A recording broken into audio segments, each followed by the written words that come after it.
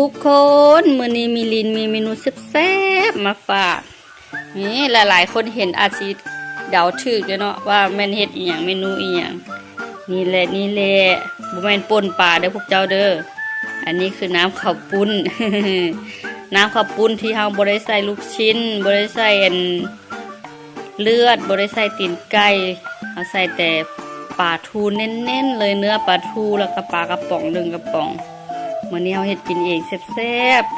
ๆสูตรของเฮากะ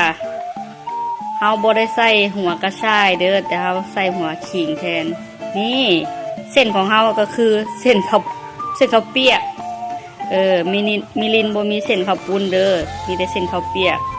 เฮาก็เลยจำเป็นต้องเอาลงไปต้มก่อนเส้นข้าวเปียกหรือว่าเส้นก๋วยจั๊บนี่เฮาต้องเอาไปต้มก่อน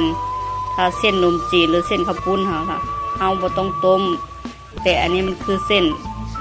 ข้าวเปียกหรือว่าเส้นก๋วยจั๊บเราต้องเอาไปต้มก่อนต้มให้มันสุกๆแล้วก็จะมากินมาเด้อทุกคนผู้ใดอยากกินน้ำกันแซ่บๆกับมิลิน